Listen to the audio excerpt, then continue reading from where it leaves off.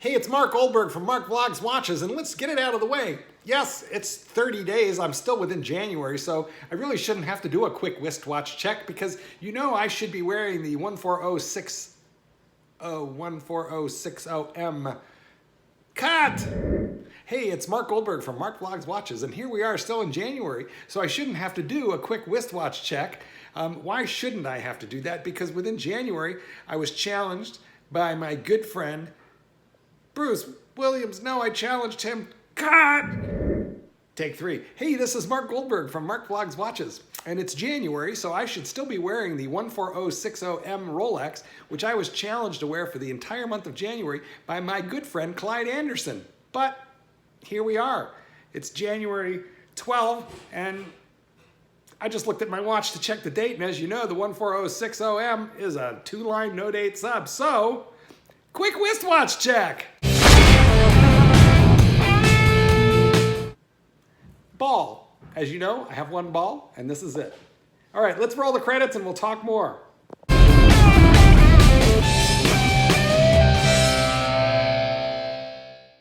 So to recap what the contest was all about, and I did do a video on this earlier, Clyde Anderson challenged me to wear my 14060M Rolex, which is a two-line no-date sub that I've always complained about having a rattly bracelet and a chintzy clasp. I mean, this is a classic and beautiful watch, and it's a Rolex, but it's kind of my least favorite one, to be frank, because it's kind of lighter duty, you know, I don't know. I like big chunky watches, as you guys probably know by now.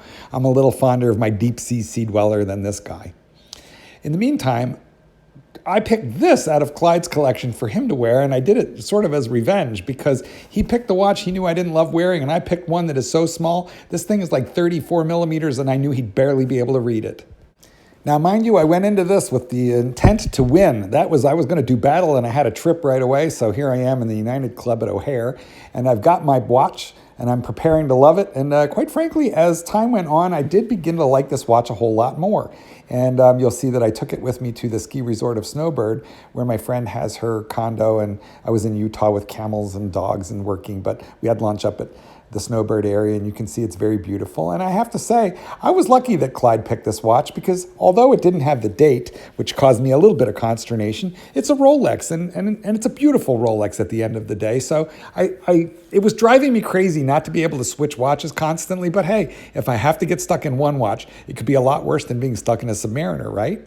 Now, the thing about Clive is he's in my age bracket and he's got old eyes like me. So I know Clive has got difficulty in reading stuff, and I picked this little tiny dinky 34 millimeter watch with no lume and no date, and I knew it would be hard for him to read it.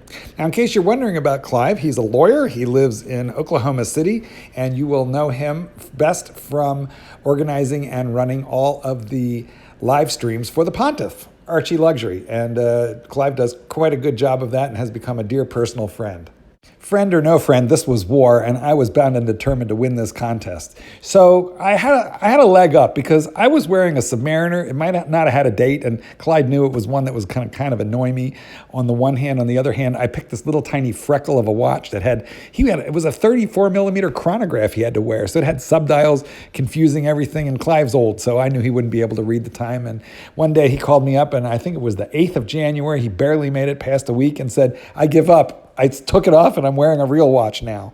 Now, you would think I would merely be satisfied with trouncing Clive Anderson, but the problem was this face right here, this man. That's right, those of you in the know will recognize Bruce Williams, a horologist from Salt Lake City, Utah. And while I was in Utah, I had dinner with Bruce and brought him right into the challenge. And in fact, I challenged him to spend 30 days wearing his dress watch, which is a Jaeger-LeCoultre quartz watch, and it's only like 2 millimeters thick. He could practically shave with it. Not that Bruce shaves all that often, as you can see from his picture. But nonetheless, I still had to knock Bruce out of the running. Well, you know what happened on the 8th, right after Clyde folded and caved in? Yeah. Bruce called me and said it was the end of the road, too. He had received 2 new watches, and which I gave him dispensation to wear. He had a ball watch come in and something else, which I don't remember, but go over to Bruce's channel and have a look. And so I managed to trounce Bruce, too, but boy, was it close. So here I am, a winner.